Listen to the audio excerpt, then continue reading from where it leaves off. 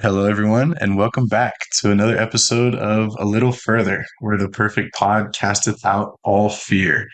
We're super excited as always. This will be episode 5 of season 2, entitled It Takes a Village. We're super excited to get into this topic today. But before we do, we'd like to introduce our special guest. Today, we're joined by brother Bill Bennett, who's actually mine and James's institute teacher slash professor.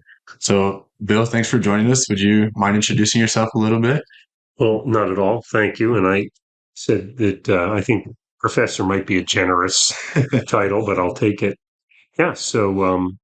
My name is Bill Bennett. I'm married to Lori. We have 4 children, 7 grandchildren.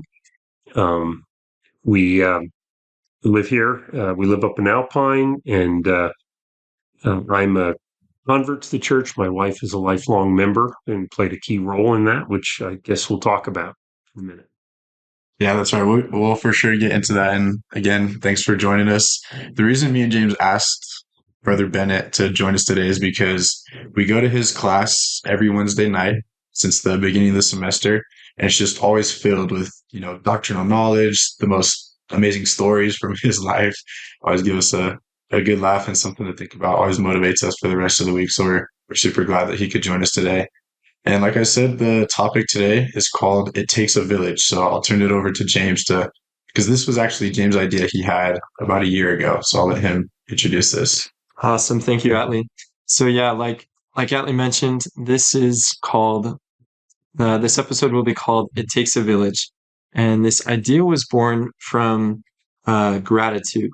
So about a year ago, when Atlee and I were planning to record future episodes, we were thinking about who we should have on as guests on the podcast. And the idea was born that we should interview those people who had the most influential impact on our lives as kids, like bishops and stake presidents and coaches and teachers, because we felt like we had grown so much through our mission experiences and through, now being here at BYU. We were just filled with gratitude, and we wanted to kind of give them the highlight that they deserved in our upbringing, and kind of just have a conversation with them, talk through, the hard times, the good times, the struggles, the successes. And we haven't had the opportunity to interview them yet, but that could be something for the future.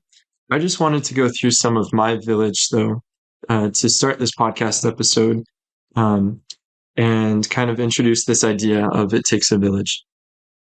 So to begin, I'm from Kaysville, Utah. I was born in Layton, and for a good chunk of my childhood going to when I was a youth, I had a single mother. And so for that time, it was a little bit hard um, for us as a family in general. And we were able to see a lot of help from outside sources, right? Kind of this idea of an eternal family, right? All of our neighbors were looking out for us. And I just would like to pay tribute to those people. So first and foremost, President Lance Tempest, he's the stake president in Kaysville right now. He was my bishop for about 7 years during the period of that time when my mom was single and when she got remarried. And President Tempest was such a Christ-like example to me. I remember he was my bishop when I got ordained a deacon, when I became a teacher, when I became a priest, and just right before I got served on, I got my mission call. Up until about a year before that, he was my bishop, and he took care of our family with such a special attention to care. He is such a Christ-like man, and he still keeps contact with me today. I just got a calling in the bishopric this past week, and he reached out to me, and he called me, and he texted me. He's texted me a couple of times, and just congratulated me, and he mentioned what a tender mercy it was to him to have received that text from me. And I'm so grateful to have known him and for his Christ-like leadership as my bishop.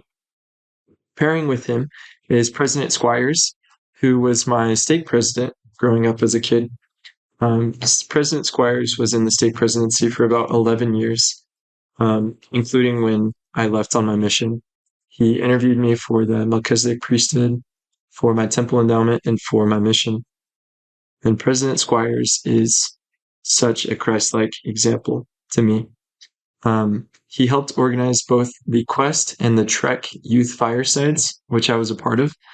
For the Quest fireside, we did a special reenactment of the Book of Mormon, where the youth of the stake put on various plays and acts, and it culminated in a recreation of 3 Nephi 11, where President Squires, dressed up as Jesus Christ, actually came out and one by one gave a hug to every single person there. There was over 500 people, and he gave a hug to every single child, every single man, every single woman, every volunteer, and it was very powerful to me. So yeah, those two are the start of my village. Next up is Sherry Leonard. Sherry was my neighbor growing up, and she's become kind of an adopted grandma, adopted aunt to us. She is so near and dear to my family, and she always watched out for me as a kid. She was there on this Sunday when I got set apart. Next up is President and Sister Lindsay. I think I share this with you, Atlee, as part of your village. They were our mission presidents, as well as the Toninis.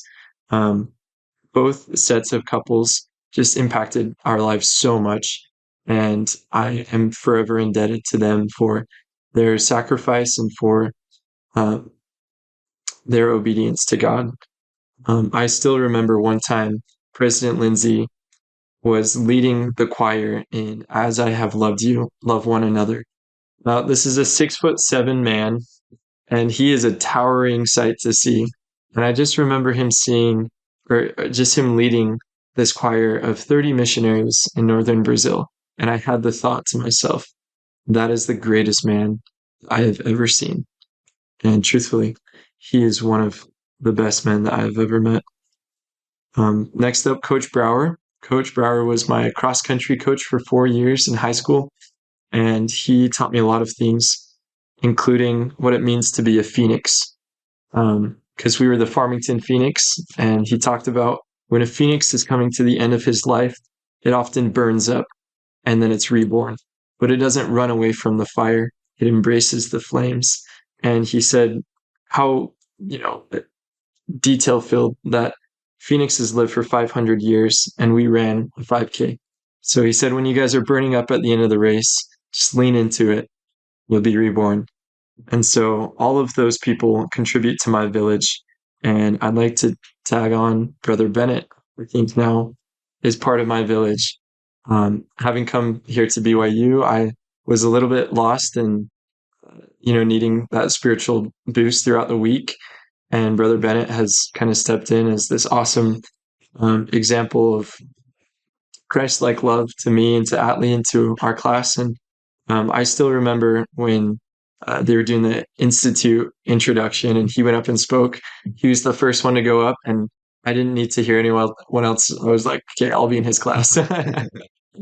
Anyways, that is my village, and I'm so grateful to each and every one of those people, obviously included in this, which goes unsaid, is unheard, is my parents, my older sibling, Emma, and even my younger siblings, and all of the people who I didn't mention who mean so much to me. They are all a part of my village, and I could not be here without them, and I'm so deeply indebted to them for their constant love and care and affection for me as a child. And so, Brother Bennett, welcome to the list, and let's get talking about this. I'm humbled. Thank you very much. Of course. Yeah, one thing before we kept moving on, I just wanted to mention something James mentioned at the beginning of the episode about this topic, which I think is super important to me, is the idea of gratitude. Just when we think about our own personal village, people that helped us get to where we are, it really is just gratitude. We have to look back and be grateful for these people. And not only that, but also grateful for what Heavenly Father did to put those people in our path, because chances are that those people didn't show up in our lives by chance, right? That God, with his hand guided them to meet us or to get that calling where they inspired us, or even be our parents, which I think is super cool. And we always have to remember that. We touched on that a little bit last episode, which was awesome. Today I had a lunch with the athletic director of BYU, which was super cool.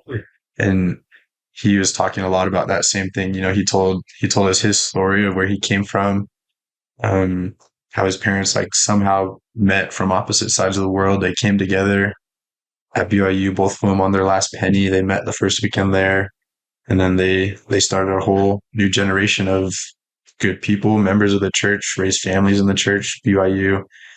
And it just went to show me that, yeah, it's not just me, but it's God's really taking care of everybody, all of his children. At the same time, he has a plan for each and every one of us to make sure that we get to where he wants us to be. And I think that's super awesome.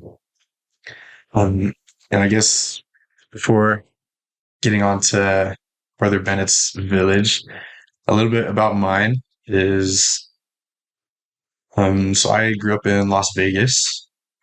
I spent my whole life there before my mission. And when I think back on those years, there are some names that come to mind. The biggest one I would have to put first and foremost would just be my parents.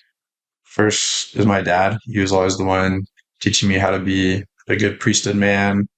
He was a great example of charity in my life. There's many stories I could share. My mom also being a great example of charity. And not only that, but just someone who has unbreakable, unshakable faith towards the Lord. She was always willing to just go the extra mile, and she has incredible stamina to just keep going. Thinking about some youth leaders growing up, we've got Brother Watts or Brother Smith, all these people that shaped me as from a deacon to a teacher to a priest. And then even in scouts, like I mentioned Brother Smith, he was our scoutmaster. He was the one that really whipped us into shape, helped us believe that we didn't have fears and that we could do great things while still being holders of the priesthood, which I dearly appreciate. And some great friends along the way. There was Nick Drysdale, Jacob, got Caden Warner in there, baseball coaches, Coach Dane, Coach Sean, all those guys throughout the years. Yeah, there's a lot of stories I could share and whatnot, facts and stuff. But what it really comes down to is what I said at the beginning of just gratitude, how grateful I am for these people and what God did to put them in my path and what they did also do for me. One thing, Mr. Santiago, who's the athletic director, he also said in his lunch today that I thought was interesting was at the end, one student raised his hand and asked him, how does he avoid burnout? And he said the only way to avoid burnout is to invest in other people, which I thought was super interesting. And I sat there thinking a little bit about what it could mean. Then he just turned it and said investing in other people for him was just gratitude. Gratitude for, again, the story he had just shared of how he got to where he was, but also gratitude for the place he was in, that he is in now, where he can now take part in someone else's village, be that example or role model. He said when something super difficult or a hard situation pops up or a problem pops up, he just forgets it by investing himself in someone else to help them out, to be kind. And I thought that was super awesome. Yeah, I hate the fact that you just listed off like about 40 names there, because it makes my list look pitiful, and like I forgot all of the people who contributed so much. I love that thought of, the way that we show gratitude to our village is by making ourselves the type of person who can be a village for someone else, right? I remember my youth leaders like Brother Jacobsmeyer, Brother Sanders, Brother Warburton, Brother Neuenschwander, so many more. They just would always be there for us, right? I think a good leader is someone who responds. Jake from FSY taught me that. And it's super true. And I've seen with Brother Bennett, one way that he has been a part of our village is he's great at responding, right? Whenever we have questions or he's just always there. And so, yeah, Brother Bennett, we'd love to hear your story about your conversion to the gospel and through your village and the people who most impacted your life, and the floor is yours. Thank you.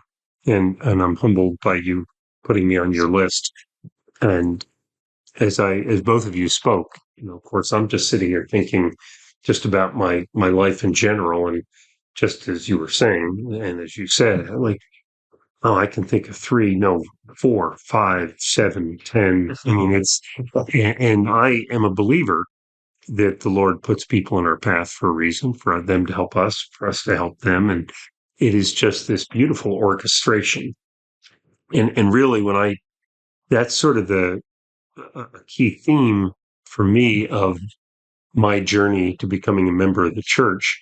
That was a 10-year journey for me. And that was not 10 years of meeting with the missionaries and frustrating them and starting again, as you guys, as returned missionaries, know how that goes. But rather, this was 10 years of crossing paths with people who amazingly, at the right time and in the right manner, had an influence on me that prepared me to hear the next person, And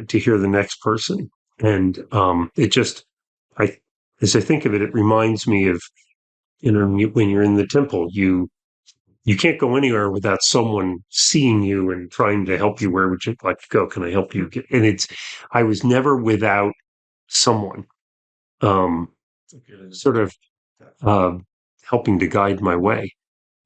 So, little quick background. I grew up in a wonderful family. I had great parents who had a happy marriage, 75 years. Married, both passed away right after their 75th anniversary. I have 2 sisters, twins, that are 10 years older than me. And I describe my family, people don't believe it, but it really was this happy existence. And my dad's father, was a Presbyterian minister, and my family has been Presbyterian as far back as we can track. And we went to church every Sunday. We were involved in our church. But really, kind of this journey began with a Christmas Eve service. Every Christmas Eve in our church, they would have an 11 p.m. service, as we called it, and that would conclude right at midnight on Christmas, and you'd sing "Joy to the World," and it was always just a very inspiring meeting. And this one year, it was 1968, and we were all there. My family was all lined up in the pew, and so I was 12 years old, and my sister's 10 years older than me. My one sister had her husband sitting next to him, and he was in his Army uniform. We were, concerned he would be sent to Vietnam soon. The Vietnam War was going on. My other sister had just been through a breakup with a long-term boyfriend, and I was kind of hurting for her. But tonight, that one night, we were just all happy, all there, all grateful. And we were driving home from church. I remember sitting in the car and just thinking, this feels so good. And if everything we claim to believe about God and about Jesus Christ is real, we sure don't put much time into it. We go to church 1 hour a week, and that's kind of the end of it. And shouldn't there be more if this is really that important to our life? And I would say that was the first moment kind of opened my eyes. Well, the next summer of 69, I'm a Boy Scout, and we were living in New Jersey at the time, and we assembled a troop to go to the National Jamboree in Idaho. And I don't know who planned the agenda. That's something I should probably figure out one day. But they planned a week of touring in the West and then a week at the Jamboree. And we flew from Newark to Salt Lake City. And the first stop on the tour was to tour Temple Square. And, 35 unruly Boy Scouts on a tour at Temple Square. I'm sure there were probably other people on a tour that day that didn't appreciate being there the same day we were. But we took this tour. And I only remember 3 things. I don't remember a single thing that the tour guide said about the doctrine of the church. But I remember, first of all, that if you stood in the back of the tabernacle and you were quiet and you dropped a pin on the podium up front, you could hear it all the way in the back of the tabernacle. I don't know if they still do that demo on the tours, but that always impressed everybody. Secondly, I remember that there was this infestation of crickets right after the saints got to the valley, and they prayed. They didn't know what to do, and seagulls came and ate all the crickets. And that was impressive to me at that age.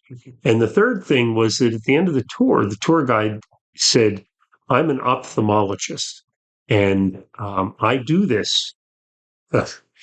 You're going to have to get ready for this in the podcast. I won't be able to get through certain parts without getting emotional. But he said, I do this because of my love for the church and what I believe and my desire to share it with people. And what I just remember thinking is I have a lot of friends that have great dads that are busy professionals. It's hard to get a lot of those men to have come out to our 1-hour baseball game on a Saturday. This guy gives 2 hours every week of his, 2 days every week of his life to give tours to people. And it just kind of lodged in my mind about what an interesting commitment that this guy has. So that was kind of the first exposure. Now, kick the clock. You interrupt me if you have any questions, but kick the clock forward several years. Can I just say? Yeah. So just one way that I see that's become part of, ingrained in you is you're here with us right now, right? Obviously, and you're a busy man, but you're taking out this hour, so you're paying it forward. So we're grateful to you for that. Well, for that and for everything I'm going to share, there's no way to pay it back. It has such a profound, as we all know, influence on my life. So several years later, I'm in high school, and it's senior year, and we are all exchanging yearbooks. And there's this friend I developed, a guy named Jim. He was in my math class. We weren't, out of school friends, but we were in school, occasionally sit in the lunchroom together, and we talk in class when we should be listening and all that sort of thing. So I ran into him in the library, and we exchanged yearbooks to sign. And this won't help your listeners, but I actually brought a picture of his picture in the yearbook. Now, you got to get past laughing at the hair. Photo on it. Yeah, you got to get past laughing at the haircut. Your grandchildren will laugh at your haircuts someday. But so we had, our yearbook was like everybody else's, probably, where your name is in your picture, and then you get to add 3 or 4 lines of stuff beneath the picture. Right. And so Jim had some of those things that everybody has. He's got a line from a song from Crosby, Stills, Nash and Young. He's got lacrosse. He played lacrosse and a couple of other things from our era. And then he's got these letters that I didn't understand, D and C, and then some numbers after them. And it said D and C 4212. And also he had right after that LDS. Well, I'd never heard that acronym before. And of course, this was a high drug use era. So my first impression was it said LSD, and I thought, oh, Jim seemed like a good guy. He couldn't be. So we are, trading yearbooks. And I said, Jim, what is D&C? I'm thinking a lot of people put the names of their girlfriends or their boyfriends, and it's Donna and Carol. What does that mean? He goes, oh, it's a scripture. I said, from what? And he said, from scriptures we use in our church. And so what church is that? And he said that he was a Mormon. And I said, oh, you're the seagull people, right? And he said, well, I guess you could call it that, but yeah, that's us. And I said, well, what does it mean? He said, well, it just says that something about what I believe and what I'm going to do. And D&C 42:12 is, and again, the elders, priests, and teachers of this church shall teach the principles of my gospel, which are in the Bible and the Book of Mormon, in the which is the fullness of the gospel. He didn't read that to me at the time, but he said what it means is it's about me going on a mission. My dad had been an FBI agent, so he says mission, and I'm thinking Jim's going to, he's going to go off and fight terrorism or catch communists or do something. And I said, what are you going to do with this mission? He goes, oh, this is a thing we do in my church. I'm going to go somewhere in another year. I'm going to go somewhere for a couple of years and teach the gospel. And, at least in my era, kids our age, 17, 18 years old, getting any of us to contribute an hour of our time ever to do something in the name of service was probably a struggle. And he's going to give 2 years and do this. So obviously that really impressed me. And then I started thinking about Jim, and I thought, I've never heard him swear, and the language in school was awful. I've never seen him kind of give other kids a hard time like a lot of people do. I've seen him just treat everybody really, really nicely and just really decent. And I thought he's different. So, and he explained what LDS was to make sure that I wasn't worried about his drug habit. So again, turn the clock forward a few years, and I'm in college, and I'm home for the summer, and I've got a summer job cleaning swimming pools. And I'm cleaning a pool one day, and this very attractive young woman comes out who's very nice, very dressed very modestly, which was not the common case when I was cleaning swimming pools in the summer. And she just comes up and starts chatting, and I find out that she is doesn't live there, but she's actually a mother's helper. And this is in Stamford, Connecticut, and she lives in Utah, and she's out living with this family for the summer, taking care of their kids. And she somehow mentions that she happens to be Mormon, to use her language. And I said, oh, I know a Mormon. I went to school with a Mormon, a guy named Jim Clausen. She goes, oh, I go to the same ward as his family goes to out here. And we get talking about the church and just about religion in general. And I had happened to mention, we somehow got on the topic of that. I just feel like church should be a place where people really are grateful for their lives and feel happy. That I really appreciate people that are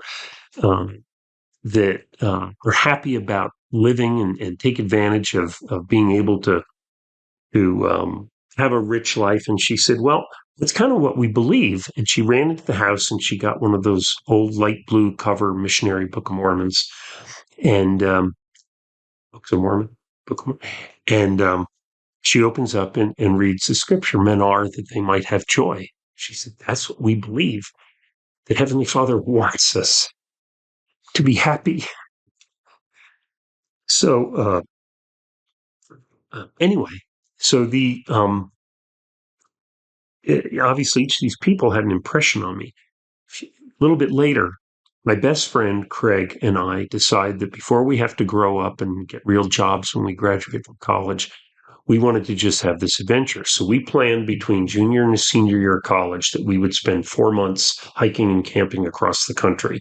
We would drive from place to place, then leave the car, and then go off and hike and camp for 2, 3, 4 days at a time, come back to the car, and then continue. Well, I'm a planner. He's not. And so I planned this whole trip, and I worked with National Geographics and AAA maps and everything, got this whole 4-month trip mapped out. And because of my experience as a Boy Scout, I thought, in Utah, let's go to Salt Lake and go to this Temple Square and see that again. Yeah. So we did that, and obviously very different experience this time. So I'm a lot older, and I listened to what they're saying, And I was really impressed. And of course, part of that is because I remember this mother's helper and what she was like. And I remember Jim and what he was like. And I remember that tour guide.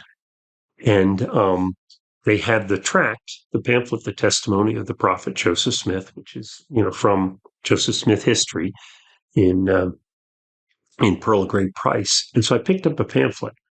And that night we were headed to the Grand Tetons to see our fraternity buddies who were working there for us this summer, and they had a big kegger party planned for us when we arrived, and so we're driving from Salt Lake up through Bear Lake and then up western Wyoming up to Jackson Hole, and I'm reading this pamphlet, and it's probably hard as members of the church to understand how this affected somebody who wasn't a member.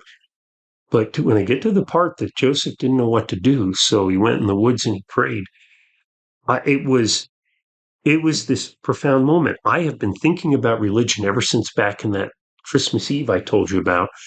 I asked everybody I knew. I asked my minister. I asked my mom and dad. I asked my friend. I never thought of asking God. What would he know about this?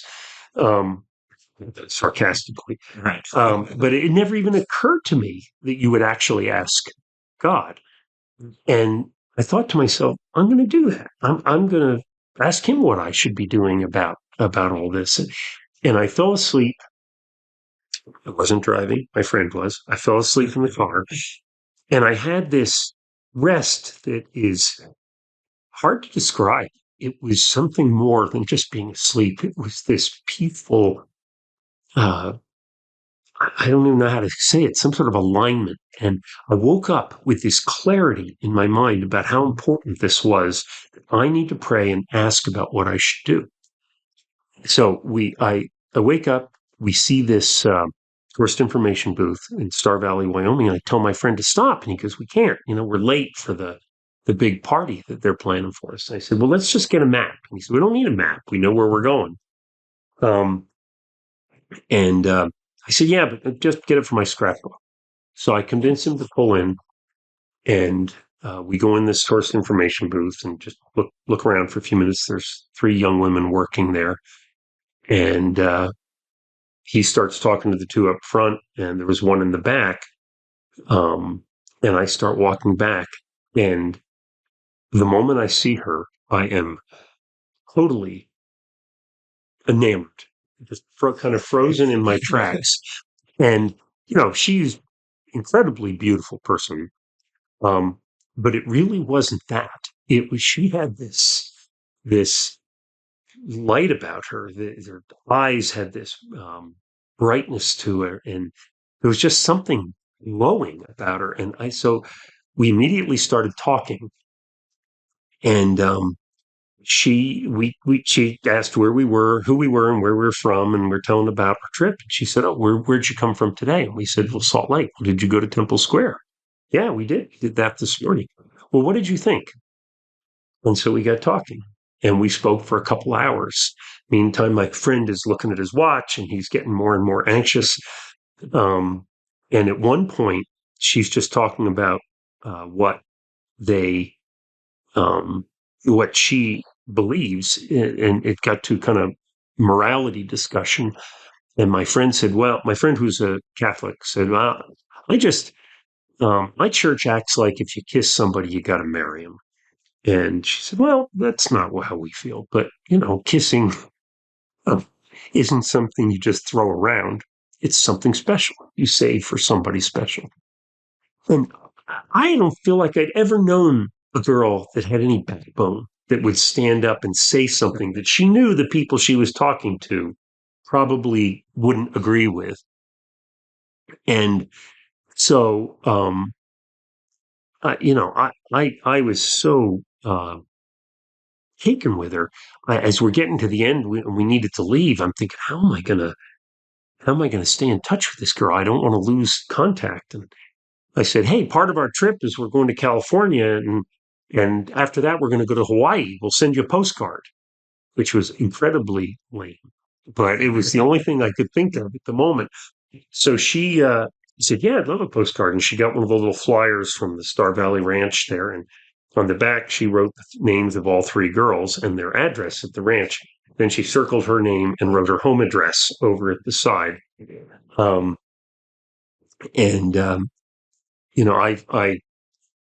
kind of jumped to a different part of the story. She was from Orem. She came from a large family, 7 kids. She had always wanted to serve a mission, and her friend had presented her with this opportunity. And there's a really interesting story about how she even got into this.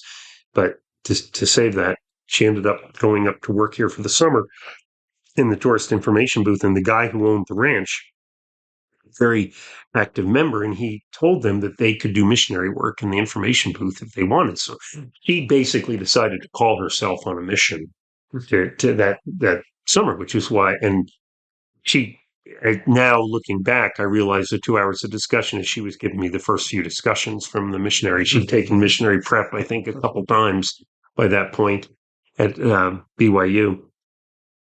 So anyway, so we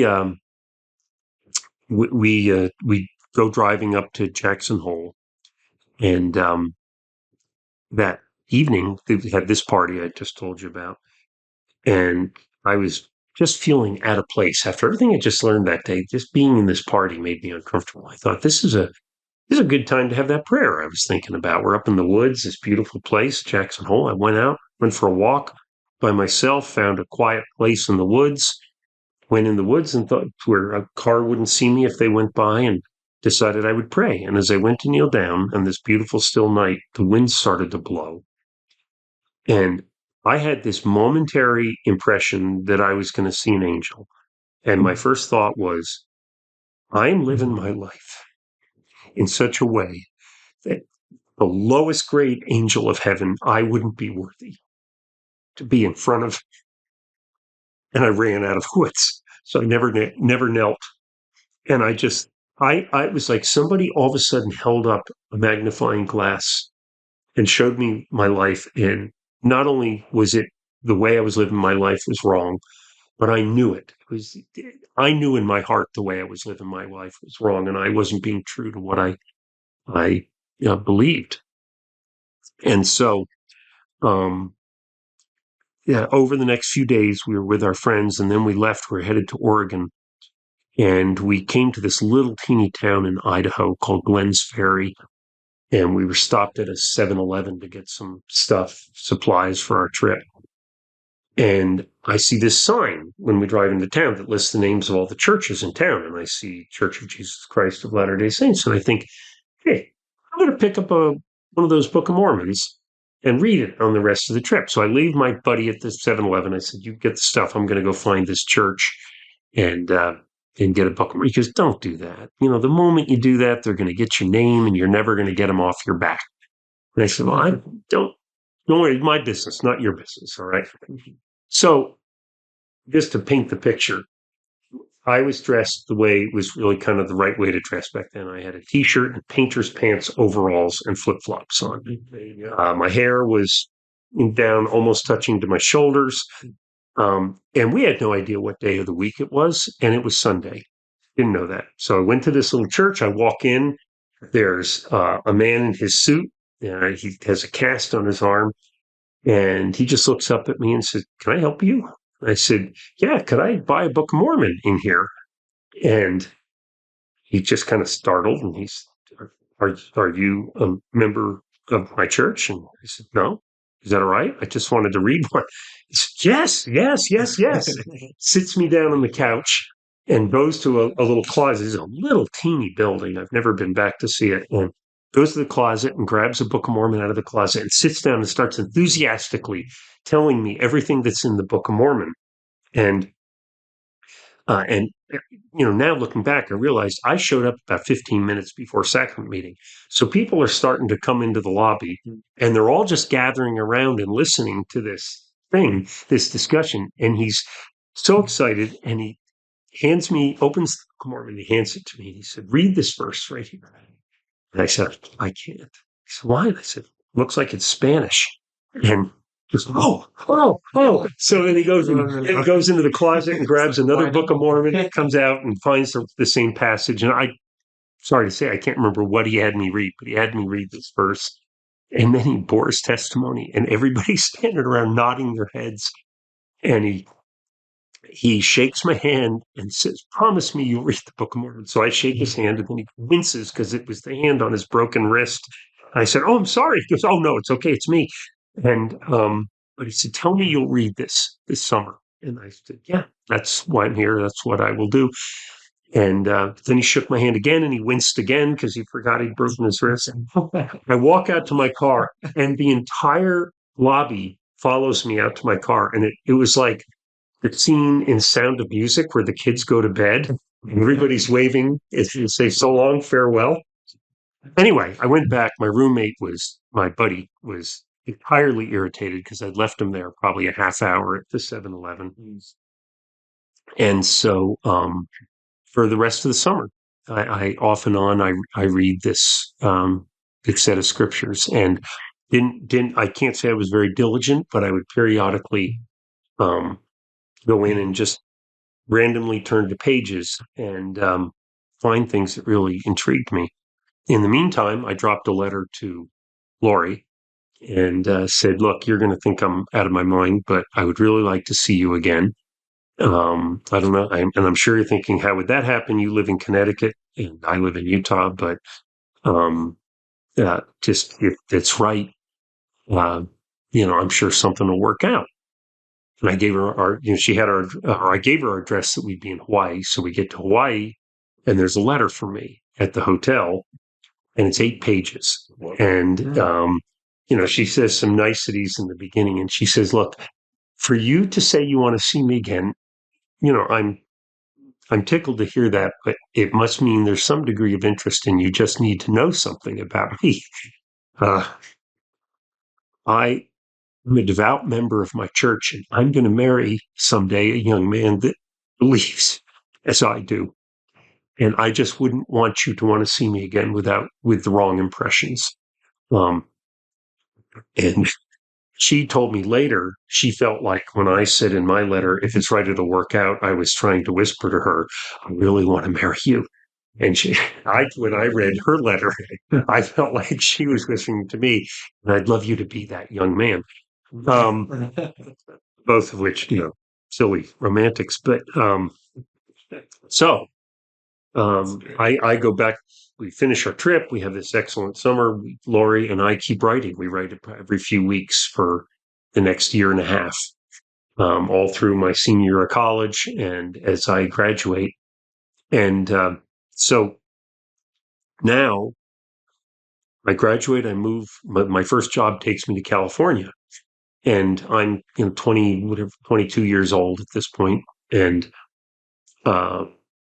I attend the Presbyterian Church when I first get there, and it was just terrible. It was this huge, beautiful church, and there were about 15 people in the congregation, and just thought, what's wrong with this? And I had this thought that, in the Presbyterian Church, we had a young singles group. So I just decided, well, I'm going to call the Mormon Church and see if they have a young singles group. Maybe I can meet people.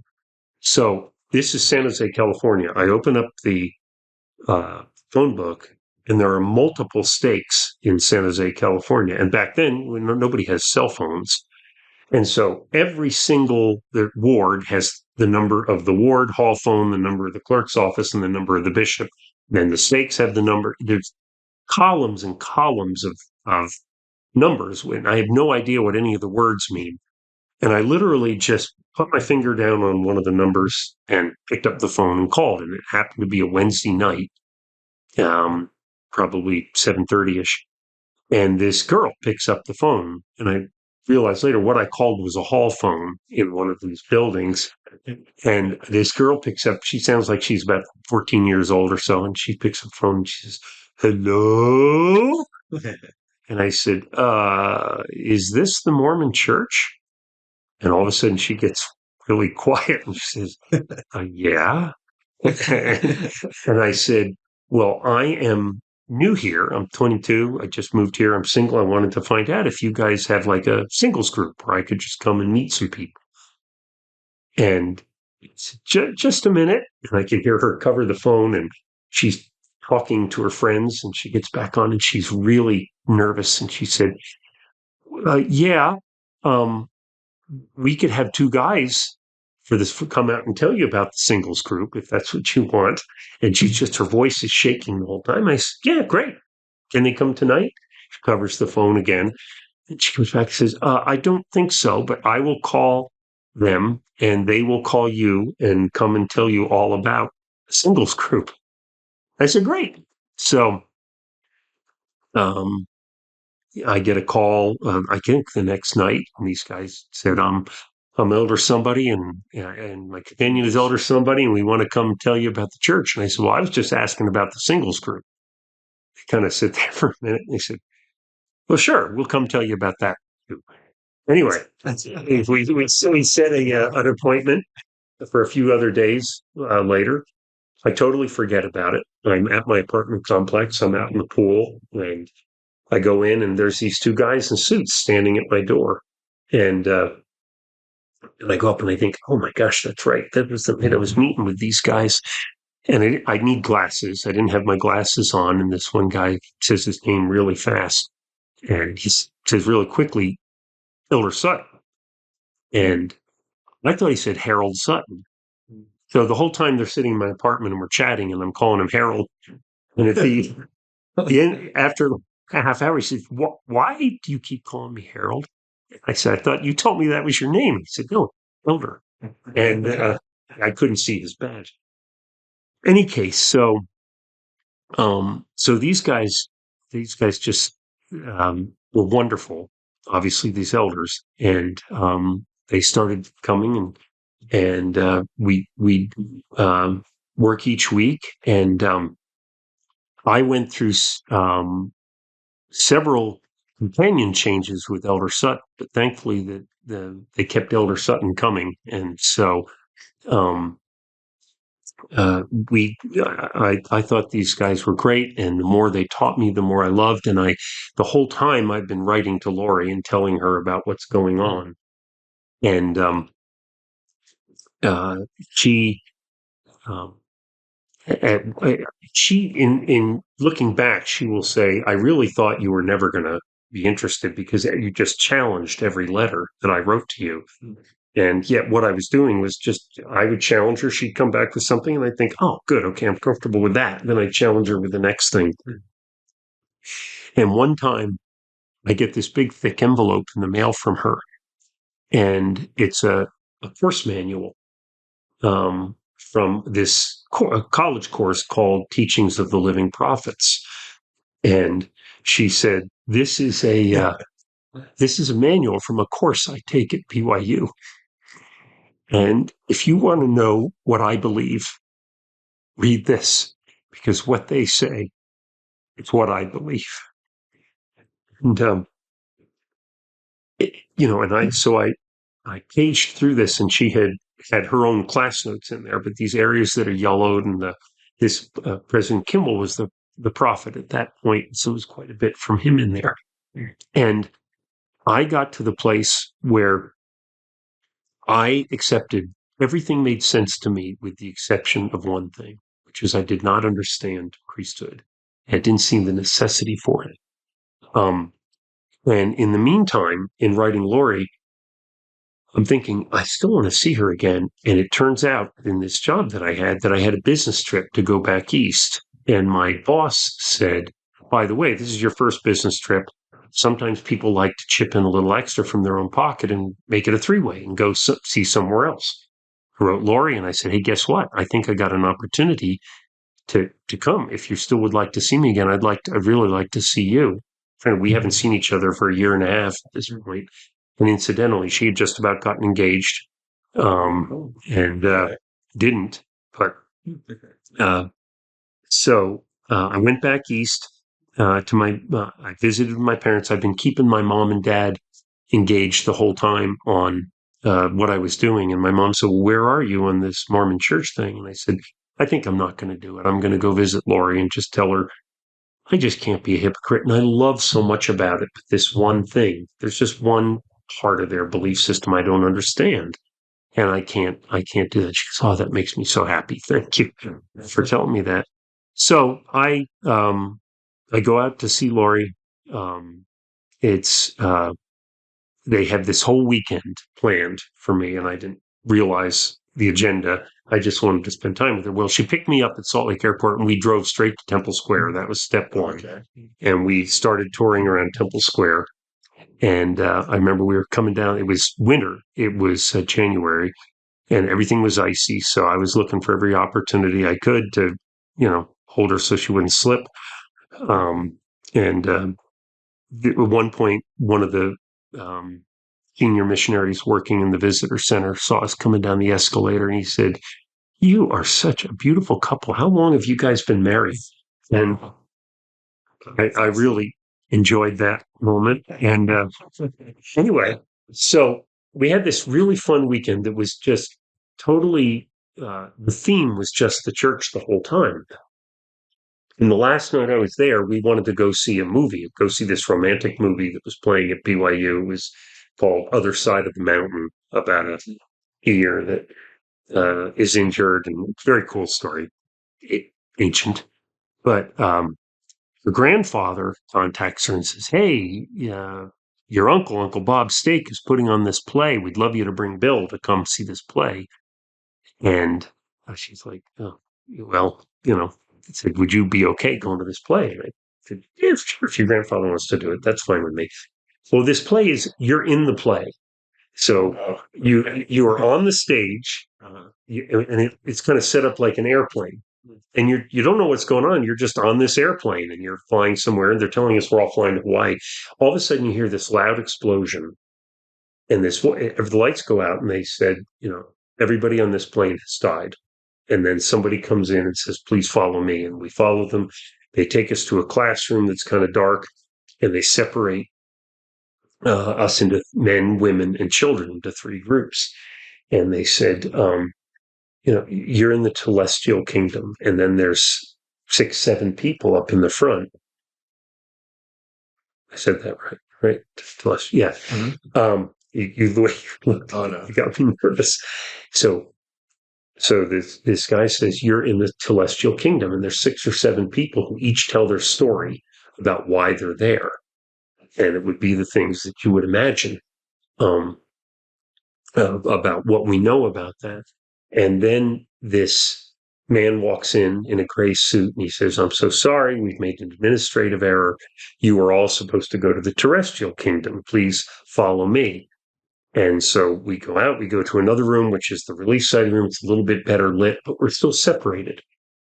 And once again, there's 6 or 7 people up there that tell their story. And, one was a return missionary who says, I was active, my beliefs are strong, I served my mission, but I got back and I went to school, and there just wasn't time to go to church. I mean, my studies were hard, and I had to study on Sunday, and so I didn't go to church, and kind of one thing led to another, and then I just kind of occasionally went to church, and then I stopped going to church, and graduated, and I just sort of never came back. And I don't understand. It doesn't feel fair, because I served my mission, I did the things I was supposed to do, but I'm here. And then there's this mom who says that, I was active and fairly, completely believed, and my little boy died, my baby died. And somehow when my baby died, I couldn't forgive God. I could not understand. She said, I was divorced, and all I had was this baby, and God took this baby from me. I couldn't understand why he would do that, and I could not forgive him. And there were stories like that. And then this man comes in a white suit, and he said, "We have never done this before, but we've made another administrative error. You're not supposed to be here. You're supposed to be in the celestial kingdom. Follow me." And he leads us into the chapel. The whole chapel's been draped in white sheets. And there's a choir up front. They're singing the Spirit of God. And there's a lady at the door that says, "Before you come in, join up with your families." So Grandma, Grandpa, Lori, and me, we're a family now. So I grab her hand, and her grandma grabs my hand. We go sit down, And the choir finishes singing, and once again, you have people stand up and speak. There's this missionary, this return missionary, stands up and speaks. He just talks about the hardships in his life. But he said, I was able to stay true because of the example of my companion, who is one of the greatest men I ever knew. And he said, I lost track of him after we returned from our missions, but it was because of his example. And you realize he's talking about the guy we just heard in the terrestrial kingdom. And I just want to say, we don't want to tell you, but he's not coming. And then there's a couple who, excuse me, in truth, had just lost a baby. They've had a baby and it died at about 3 days old. And that was only about like a month before this play or something like that. And in real life. And so that was the setup in the play too. And at one point, the man in charge comes out, brings this baby and says, would you raise this baby as your own? Because his mother won't be coming on. And it broke your heart. You finish this and you think, I want to do whatever it takes to be in this place. This is what I want. So as we're driving home to Lori's house, her grandpa, who's an old Idaho boy, turns around when we get to her house and he says, it's just true and there ain't two ways about it. And that was his testimony. So we go into the house and I tell Lori, I so want to believe. And I believe everything I've heard with the exception of this priesthood thing. I can't get my head around it. I don't see the need for it. And I could never join and be a hypocrite about this one point. She ran and got her scriptures, and I said she'd been in missionary prep classes, and she opened up to Alma 32:27, which says, basically, if ye so much as have a desire to believe, let this desire work in you until you can give a place for a portion of my words. And it was like Heavenly Father wrote this scripture to me and is saying, it's okay if you have a desire to believe, but you don't yet. Just let the desire work in you. And I was so lit up, and I thought, this is exactly what I need. And so we talked early, way into the early morning hours. I went to her brother's room where I was staying, went to sleep. And when I woke up the next morning, the very first thing, I opened my eyes and I thought, I get it. I totally get the need for the priesthood. I hadn't had any dreams. I had nothing, no new information came to me. But in retrospect, I think it was such an important step for me because everything else in the church made sense to me. The word of wisdom made sense. The importance of family, the modern prophets, it all made sense to me. But priesthood didn't. And it was almost as though Heavenly Father was saying, you've got to take something on pure faith if you're going to really understand this and really have a true testimony. And I got it, and I just, before I even got out of bed, I just said out loud, all right, I'm ready to commit. And I told her family that day that I was, if I came back in 2 weeks, I asked her dad if he'd baptize me if I came back in 2 weeks, really wondering if he'd say, okay. Of course, in retrospect, yes, of course he would do that if I did that. And then I said, I have one more thing I got to work out. I am obviously very much in love with your daughter. I mean, you can see that. I hope that leads to marriage, and we'll see. But I am so taken with her. I got to make sure my interest in the church and my interest in her, that it's not, that the church interest isn't really driven by my interest in her. I don't want to have this work, marry her, go on for 30 years, have her pass away, and find I never really actually, it was really all about her than it was about the church. So he said, well, we have questions. What we do is we fast. The first weekend of every month, we fast. We take a question to the Lord. and your mind and spirit will be sharpened. And I said, great. So I flew home. It was Sunday night. I flew home. I had dinner on the airplane going home. I woke up Monday morning. I said, in my kind of very immature prayer, Heavenly Father, if I can determine, I just have to be sure that my feelings about the church stand alone from my feelings about Lori. And I began my fast. And I thought that what he meant was you fast until you have an answer. So I was drinking water. Otherwise, I probably wouldn't have lived through this experience. But I went all through Monday, very hungry, and by Monday night, went all through Tuesday and was sort of, I'm working the whole time at my job. And so Tuesday was sort of a little nervous about, can I really drive to work and can I get my work done? And Wednesday morning, I woke up and I had such a clear mind, and I felt like I never wanted to see food again. I didn't need food. It was the most unusual experience, and I just felt like I'm going to pray about other things when I'm like this. I just feel like I have this connection to heaven right now. And the day went on, and early that afternoon, I was at my desk at work, and I just finished one project, and I moved the stuff over, and I was about to grab another file folder. And all of a sudden, I just had this, I mean, you can only call it a vision. And I saw in my mind's eye, I knew it wasn't on my desk, but I saw in my mind's eye this book. And I just heard this voice say to me, crystal clear, Bill, this is your book of life. Everything about you is in this book. And on the page on the left, and I could see there was writing, but I couldn't read any of it. It's an explanation about how you feel about the church. And on the page on the right is how you feel about Lori. And they're in the same book because she has been such a part of your story. But your feelings about the church stand alone. I thought, wow. And I went to the bathroom and had a prayer. Thought, great, well, this is going to be awesome. Do this every single first weekend of every month. Going to have this powerful experience. And I called Lori immediately on the phone. I said, I got my answer. I'll be there in, a week from Saturday. And,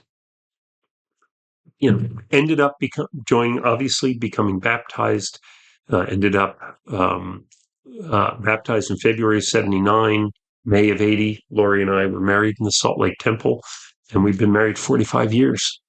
But the important part of this story is that play wouldn't have moved me had Elder Sutton and his various companions not if they had not done such a good job teaching me the gospel and having me embrace all the other parts so that I would just crave solving this one last thing.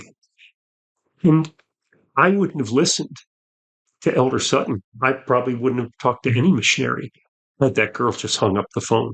I don't know if I would have given up. If I would have tried again, I'm not sure what would have happened. And had the man in the little church in Idaho, maybe done what I might have done, which is looked at me and said, excuse me, you're not dressed right to be in church. What are you doing here? Probably would have turned me off to the whole thing instead of embracing me the way he did. And I wanted that Book of Mormon because of what Lori taught me the day I met her.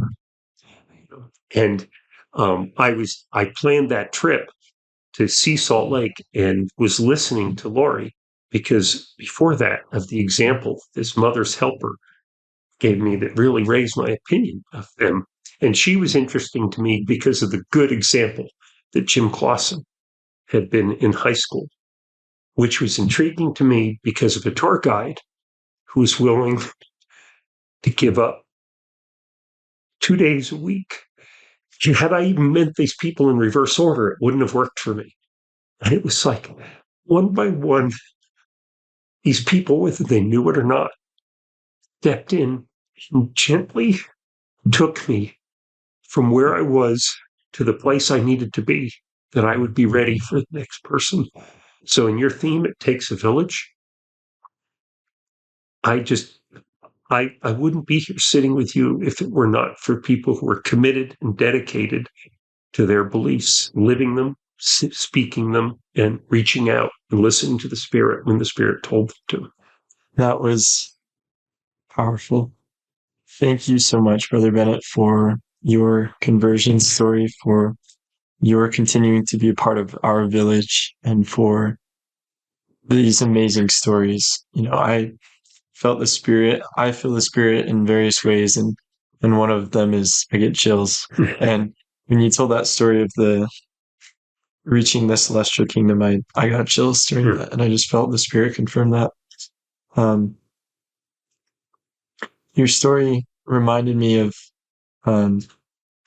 I've never watched the movie Schindler's List, but I've heard a summary of it. Mm-hmm. And I know there's this scene at the end when the main character, Schindler, he has just gone through this process of saving thousands of Jews from extermination from the Nazis. And he has this scene of kind of recollection where he recalls everything that had led up to that point and what he had sacrificed to save those people. And there's this point when he looks down and he sees his watch and he sees his ring and he says, I could have sold this. I could have saved 2 more people. This car, I could have sold this. That's 5 more people. And he just breaks down inconsolably. And he thinks about the people who he could have saved, right? Had he just gone a little further, had he just given that extra step, that extra thing. And that to me reminds me of the gospel of Jesus Christ, because stories like yours, Brother Bennett, are everywhere. President Lindsay, our mission president, used to say, it takes a long time to make a man of God. And truthfully, those youth that I served this past summer at FSY, it takes a long time for them to become people of God. But that's how we need to see them, right? Using heaven's gaze to see them as God sees them. And this whole time that you were speaking, Brother Bennett, I just was reminded of our mission scripture and Doctrine and Covenants, section 123, which says the following. And also it is an imperative duty that we owe to all the rising generation and to all the pure in heart. For there are many yet on the earth, among all sects, parties, and denominations, who are blinded by the subtle craftiness of men, whereby they lie in wait to deceive, and who are only kept from the truth because they know not where to find it. Therefore, that we should waste and wear out our lives in bringing to light all the hidden things of darkness, wherein we know them, and they are truly manifest from heaven. These should then be attended to with great earnestness. Let no man count them as small things, for there is much which lieth in futurity, pertaining to the saints, which depends upon these things. You know, brethren, that a very large ship is benefited very much by a very small helm in the time of a storm, by being kept workways with the wind and the waves. Therefore, dearly beloved brethren, let us cheerfully do all things that lie in our power, and then may we stand still with the utmost assurance to see the salvation of God and for his arm to be revealed. I am so grateful for your story, Brother Bennett, and for your continuing to waste and wear out your life in the service of the Lord. And you're an inspiration, an example to Atlee and I and to thousands of others. So thank you for that. And I bear my testimony on these things in the name of Jesus Christ. Amen.